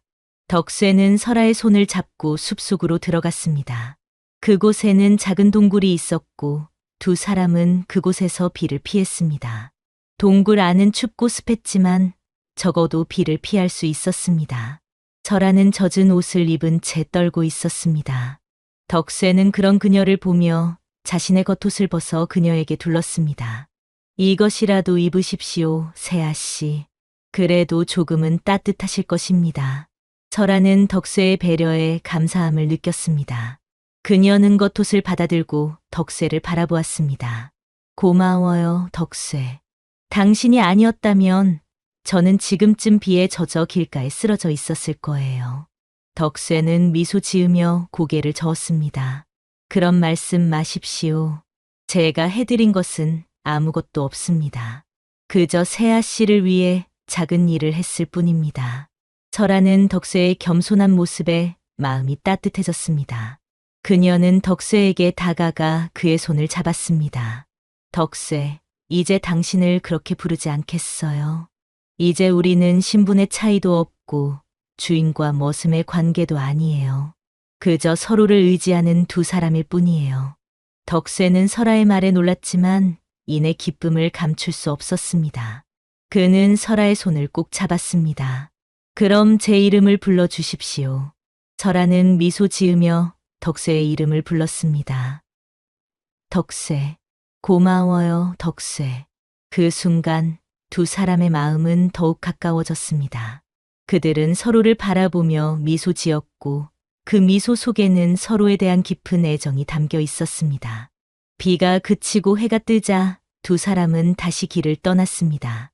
그들은 가진 것이 없었기에 걸어서 여행했고 때로는 친절한 사람들의 도움을 받기도 했습니다. 그들은 서로를 의지하며 어려움을 헤쳐나갔습니다. 어느 날 저녁 두 사람은 한 마을에 도착했습니다. 그들은 배가 고팠지만 먹을 것을 살 돈이 없었습니다. 덕수는 마을 사람들에게 이를 도와주는 대가로 음식을 얻을 수 있는지 물었지만 아무도 그들을 도와주지 않았습니다. 지쳐 쓰러질 것 같던 그때 한 노인이 그들에게 다가왔습니다. 노인은 흰 수염을 기른 온화한 얼굴의 사내였습니다. 젊은이들, 왜 이렇게 지쳐 보이느냐? 무슨 일이 있었느냐? 덕수는 노인에게 자신들의 상황을 간략히 설명했습니다. 그는 자신과 설아가 집에서 쫓겨나 길을 떠돌고 있다고 말했지요. 노인은 그들의 이야기를 듣고 안타까워했습니다. 참으로 가슴 아픈 이야기구나. 내 집으로 오너라. 오늘 밤은 내 집에서 쉬어가도록 하자. 두 사람은 노인의 제안에 감사함을 느끼며 그를 따라갔습니다. 노인의 집은 마을에서 조금 떨어진 곳에 있었고 생각보다 크고 아름다웠습니다. 집 안에는 비단 가구와 귀한 그림들이 걸려 있었지요. 노인은 두 사람에게 따뜻한 음식을 대접했고 깨끗한 방을 내주었습니다. 설아와 덕수는 오랜만에 편안한 잠자리에서 쉴 수 있었습니다. 다음 날 아침 노인은 두 사람을 불러 말했습니다. 젊은이들, 나는 너희의 이야기를 들으며 많은 생각을 했다. 너희가 겪은 부당함의 분노를 느꼈고 그런 어려움 속에서도 서로를 의지하는 모습에 감동을 받았다. 노인은 잠시 말을 멈추고 덕수를 바라보았습니다. 젊은이, 내 얼굴이 참으로 낯이 익구나. 혹시 내가 어릴 적에 한 노인에게 도움을 받은 적이 있느냐? 덕쇠는 그 말에 놀라 노인의 얼굴을 자세히 살폈습니다. 그리고 문득 기억이 떠올랐습니다. 혹시 10년 전 한양에서 길을 잃은 저를 도와주신 그 어른이신가요? 노인은 미소 지으며 고개를 끄덕였습니다. 그렇다. 내가 바로 그 사람이다. 내가 그때 어린 소년이었는데 이제는 이렇게 훌쩍 자라 있구나. 덕쇠는 놀라움과 기쁨의 눈물을 흘렸습니다. 그는 노인 앞에 무릎을 꿇고 절을 올렸습니다. 은인을 다시 뵙게 되어 너무나 기쁩니다. 그때 어른께서 베풀어 주신 은혜를 잊지 않고 있었습니다. 노인은 덕쇠를 일으켜 세우며 말했습니다. 일어나거라. 나는 그저 어려움에 처한 아이를 도왔을 뿐이다. 그런데 이제 너는 더 큰 어려움에 처해 있구나. 노인은 잠시 생각에 잠기더니 결심한 듯 말했습니다. 나는 너희를 돕고 싶다. 내게는 자식이 없고 이제 나이가 들어 혼자 살기 외롭구나. 너희가 나와 함께 살면서 나를 도와주지 않겠느냐? 설아와 덕쇠는 그 제안에 놀랐지만 기쁨을 감출 수 없었습니다. 그들은 노인의 제안을 감사히 받아들였고 그날부터 노인의 집에서 함께 살게 되었습니다. 노인은 사실 큰 부자였습니다. 그는 한양에서 거상으로 활동하다가 은퇴하여 이 조용한 마을에서 살고 있었던 것이지요. 노인은 덕쇠에게 장사의 방법과 돈을 모으는 법을 가르쳤고 설아에게는 글과 예절을 가르쳤습니다. 세월이 흘러 1년이 지났을 때 노인은 덕쇠에게 말했습니다. 덕쇠야, 이제 너는 많은 것을 배웠다. 나는 내가 한양으로 가서 장사를 시작했으면 한다. 내가 미천을 마련해 주마. 덕쇠는 노인의 제안에 감사했지만 걱정되는 점이 있었습니다. 어른, 감사합니다. 하지만 제가 한양에 가면 설아는 어떻게 해야 할까요? 그녀를 혼자 두고 가기가 걱정됩니다. 노인은 미소 지으며 말했습니다. 걱정 마라. 설아는 나와 함께 있을 것이다. 그리고 내가 한양에서 자리를 잡으면 그때 그녀를 데려가면 된다. 덕쇠는 고민 끝에 노인의 제안을 받아들였습니다. 그는 설아에게 잠시 떨어져 있게 될 것을 설명했고 설아는 이해하며 덕쇠의 결정을 지지했습니다. 덕쇠, 걱정 마세요. 저는 여기서 노인님과 함께 잘 지내고 있을게요. 당신이 한양에서 성공하면 우리는 다시 만나게 될 거예요. 덕쇠는 설아의 손을 꼭 잡고 약속했습니다. 꼭 성공해서 돌아올게요. 그때는 당신에게 더 이상 고생시키지 않을 거예요. 그렇게 덕쇠는 노인이 마련해준 미천을 가지고 한양으로 떠났습니다. 그는 한양에서 장사를 시작했고 노인에게 배운 지혜와 자신의 부지런함으로 점점 성공을 거두기 시작했습니다. 한편 설아는 노인과 함께 지내며 많은 것을 배웠습니다. 그녀는 글을 읽고 쓰는 법을 배웠고 바느질과 요리 솜씨도 더욱 발전시켰습니다. 그녀는 노인을 자신의 할아버지처럼 생각하며 정성껏 모셨고 노인도 그녀를 친손녀처럼 아꼈습니다. 세월이 흘러 3년이 지났을 때 덕쇠는 한양에서 큰 성공을 거두었습니다. 그는 이제 한양의 거상 중 한 명으로 꼽힐 만큼 부자가 되었고 많은 사람들이 그를 존경했습니다. 하지만 그의 마음속에는 언제나 설아가 있었고 그녀와 함께 할 날만을 기다리고 있었습니다. 그러던 어느 날 덕쇠는 한 소식을 듣게 되었습니다. 용건의 집안이 몰락했다는 소식이었습니다.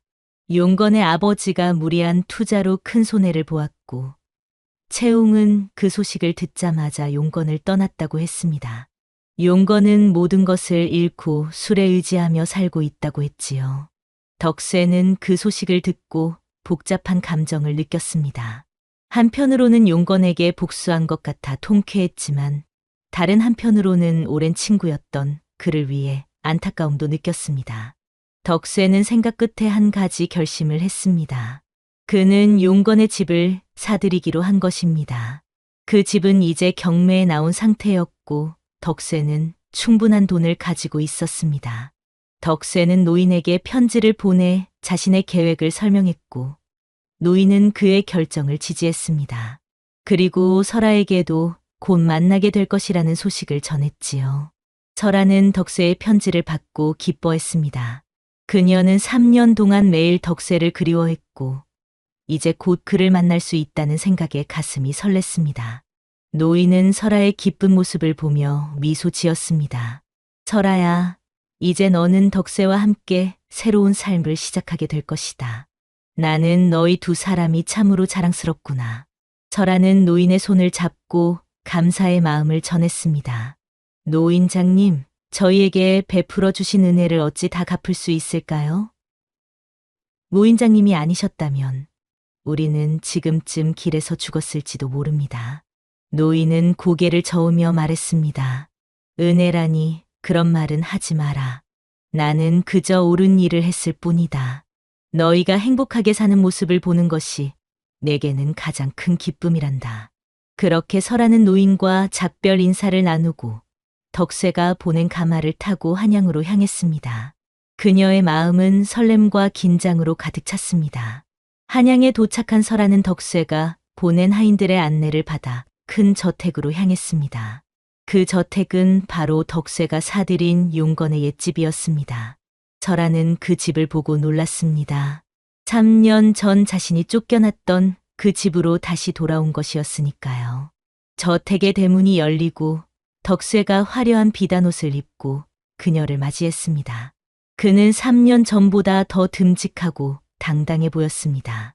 설하는 가마에서 내려 덕세에게 다가갔습니다. 덕세, 당신이 정말 보고 싶었어요. 덕세는 설하의 손을 잡고 미소 지었습니다. 저도 당신이 매일 그리웠습니다. 이제 우리는 다시는 헤어지지 않을 것입니다. 두 사람은 손을 맞잡고 저택 안으로 들어갔습니다. 저택 안은 화려하게 꾸며져 있었고 많은 하인들이 그들을 반겼습니다. 덕세는 설하를 데리고 저택을 구경시켜 주었습니다. 그리고 마지막으로 한 방으로 그녀를 안내했습니다. 그 방은 예전에 용건이 쓰던 방이었습니다. 이 방에 들어가 보세요. 설하는 조심스럽게 방문을 열었습니다. 그리고 그곳에서 한 사내를 발견했습니다. 그 사내는 다름 아닌 용건이었습니다. 그는 누추한 옷을 입고 구석에 쪼그려 앉아 있었습니다. 설하는 놀라서 덕세를 바라보았습니다. 이게 무슨 일이죠? 덕세는 차분하게 설명했습니다. 용건은 모든 것을 잃고 거리에서 살고 있었습니다. 저는 그를 이곳으로 데려왔습니다. 그가 당신에게 했던 일에 대한 복수를 하고 싶었지만 그것은 옳지 않다고 생각했습니다. 대신 그에게 우리의 하인으로 살 기회를 주었습니다. 용건은 그제야 고개를 들어 설하와 덕세를 바라보았습니다. 그의 눈에는 부끄러움과 후회가 가득했습니다. 설하, 덕세, 미안하다. 내가 너희에게 한 일은 용서받을 수 없는 일이다. 하지만 그래도 나를 받아준 덕세에게 감사하다. 이제 나는 너희의 하인으로 살며 내 죄를 갚겠다. 설하는 용건의 모습을 보고 가슴이 아팠습니다. 그녀는 덕세를 바라보며 말했습니다. 덕세, 그를 하인으로 두는 것은 옳지 않아요. 그도 우리처럼 힘든 시간을 겪었을 거예요. 우리가 그를 도와주는 것이 좋겠어요. 덕세는 설하의 따뜻한 마음에 감동했습니다. 그는 고개를 끄덕이고 용건에게 말했습니다. 용건 들었지? 설하가 너를 용서했다. 나도 마찬가지다. 너는 이제 우리의 하인이 아니라 우리의 손님으로 이 집에 머물러라. 그리고 내가 다시 일어설 수 있도록 도와주마. 용건은 그 말을 듣고 눈물을 흘렸습니다. 그는 덕세와 설하 앞에 무릎을 꿇고 깊이 절을 올렸습니다. 고맙다. 정말 고맙다. 내가 이런 용서를 받을 자격이 있는지 모르겠다. 하지만 나는 이 은혜를 잊지 않고 너희에게 진심으로 보답하겠다. 그날 이후 세 사람은 함께 지내게 되었습니다. 용건은 자신의 잘못을 깨닫고 진심으로 반성했으며 덕세는 그를 도와 다시 일어설 수 있도록 지원했습니다. 한편 채용은 용건을 떠난 후 다른 부자를 찾아갔지만 그곳에서도 오래 머물지 못했습니다. 그녀는 점점 더 어려운 처지에 놓이게 되었고 결국 비천한 신분으로 전락했습니다. 어느 날 채웅은 우연히 덕세의 저택 앞을 지나가게 되었습니다. 그녀는 그 화려한 저택을 보고 놀랐고 더욱 놀라운 것은 그곳에서 나오는 설아와 덕세를 보았다는 것입니다. 그들은 행복한 모습으로 손을 잡고 있었고 그 뒤로는 용건이 공손하게 따르고 있었습니다. 채용은 그 모습을 보고 자신의 행동을 후회했습니다. 그녀는 결국 자신의 교만과 욕심 때문에 모든 것을 잃고 말았던 것입니다. 그녀는 그날 밤 홀로 눈물을 흘리며 자신의 삶을 돌아보았습니다. 시간이 더 흘러 덕세와 설아는 정식으로 혼인을 올렸습니다. 그들의 혼례식에는 노인도 참석했고 용건도 그들을 축하해 주었습니다. 노인은 그들에게 큰 선물을 주었는데 그것은 바로 자신의 모든 재산을 덕세와 설아에게 물려준다는 문서였습니다. 너희는 이제 내 자식이나 다름없다. 내가 가진 모든 것을 너희에게 주겠다. 다만 한 가지 부탁이 있다. 그것은 바로 너희가 항상 서로를 사랑하고 어려운 이들을 도우며 살아가라는 것이다. 덕세와 설아는 노인의 말에 감사함을 느끼며 고개를 숙였습니다. 그들은 노인의 부탁대로 서로를 사랑하며 어려운 이들을 돕는 삶을 살기로 약속했습니다. 그렇게 덕세와 설아는 행복한 삶을 시작했습니다. 그들은 많은 자선 활동을 했고 특히 소방맞은 여인들을 돕는 일에 많은 노력을 기울였습니다. 그들은 자신들이 겪었던 어려움을 기억하며 그런 어려움에 처한 이들을 돕는 것이 자신들의 의무라고 생각했습니다. 용건은 덕세의 도움으로 다시 일어섰고 그는 이제 덕세의 사업을 돕는 중요한 일꾼이 되었습니다. 그는 자신의 과거 잘못을 늘 기억하며 더 나은 사람이 되기 위해 노력했습니다. 채용은 결국 덕세의 저택을 찾아와 용서를 구했습니다. 설아는 그녀를 용서했고 덕세도 그녀에게 새로운 시작을 할 기회를 주었습니다. 채용은 그들의 용서에 감사함을 느끼며 자신의 삶을 바꾸기 위해 노력했습니다. 세월이 흘러 덕세와 설아는 아름다운 딸을 낳았습니다. 그들은 딸에게 새로움이라는 이름을 지어주었는데 그 이름에는 새로운 시작이라는 의미가 담겨 있었습니다. 새로움은 부모의 사랑을 듬뿍 받으며 건강하게 자랐고 그녀 또한 따뜻한 마음을 가진 아이로 성장했습니다. 덕세와 설아는 자신들의 이야기를 딸에게 들려주었습니다. 그들은 자신들이 어떤 어려움을 겪었고 어떻게 그것을 극복했는지 그리고 그 과정에서 얼마나 많은 사람들의 도움을 받았는지를 이야기해 주었습니다. 세롬아, 우리가 이렇게 행복하게 살 수 있는 것은 모두 서로를 사랑하고 어려움 속에서도 희망을 잃지 않았기 때문이란다. 그리고 우리를 도와준 많은 사람들 덕분이지. 너도 커서 다른 이들을 도울 수 있는 사람이 되길 바란다. 세롬은 부모의 이야기를 들으며 깊은 감동을 받았습니다. 그녀는 부모처럼 따뜻한 마음을 가진 사람이 되기로 다짐했지요. 덕세와 설아는 서로를 더욱 깊이 사랑하며 오랫동안 행복하게 살았습니다. 그들의 사랑은 어떤 어려움 속에서도 변함이 없었고 그 사랑은 주변의 많은 이들에게 희망과 용기를 주었습니다. 이것이 바로 소방맞고 쫓겨난 마님과 머슴의 사랑 이야기입니다. 그들은 신분의 차이와 세상의 편견을 넘어 진정한 사랑을 찾았고 그 사랑으로 모든 어려움을 이겨냈습니다. 그리고 그들의 이야기는 오랫동안 사람들에게 전해져 내려왔지요. 여러분도 이 이야기를 통해 진정한 사랑의 가치와 어려움 속에서도 희망을 잃지 않는 용기를 배워가시길 바랍니다. 그리고 우리 주변의 어려운 이들에게 따뜻한 손길을 내밀 수 있는 마음을 가지시길 바랍니다. 오늘의 야담은 여기서 마치겠습니다. 다음에는 더 재미있고 감동적인 이야기로 찾아뵙겠습니다. 모두 행복한 하루 되시길 바랍니다. 그리고 좋아요와 구독 부탁드립니다. 감사합니다.